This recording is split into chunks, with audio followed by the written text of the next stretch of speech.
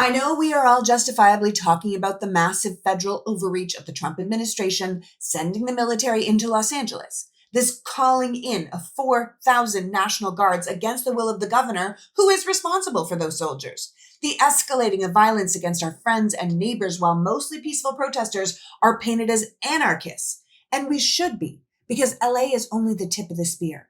But it also means that we are not talking about that hideous bill the House passed that is waiting for a vote in the Senate. The bill that would 10x ICE's budget and steal millions of people's healthcare and food assistance, all to pay for massive tax cuts for the ultra-rich. So let's talk about it, because we can't just check out if we're not in LA or if we aren't on Medicaid or Medicare or food stamps, because this bill and these cuts are going to affect you no matter what.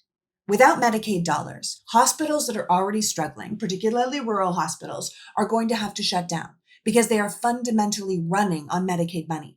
That means patients are going to be forced to go to whatever hospitals are still open, which means those hospitals are going to be busier and harder to get into.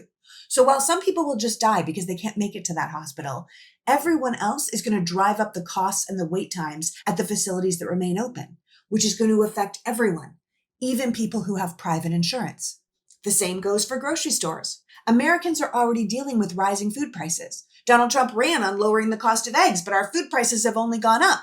This tax bill is going to make food even less affordable because 40 million people in this country rely on SNAP, the food assistance program for low-income Americans.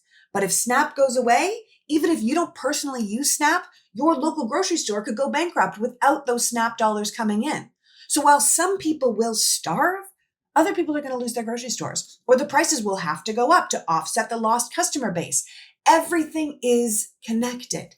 Finally, this bill is on record to drive up the deficit by at least $2 trillion because of the tax cuts and the additional spending to things like ICE. 14% of America's budget already goes to just paying our interest payments on our debt. What do you think happens if we add trillions of dollars to that number? The country will pay exponentially more in interest payments every year. For what? What do we get out of that? More violence, more unrest, less services? We are just paying more to get less for generations. That's genuinely how stupid this bill is. So unless you are a billionaire, do not think you are just walking away from the destruction this bill is going to cause. These cuts won't just hurt one group of people. They're going to hurt everyone. So we can be talking about what's going on in LA and still do something about this outrageous bill, because we are not idiots and we can walk and chew gum at the same time. So call your senator. Tell them no on this terrible government overreach and no on this terrible, terrible bill.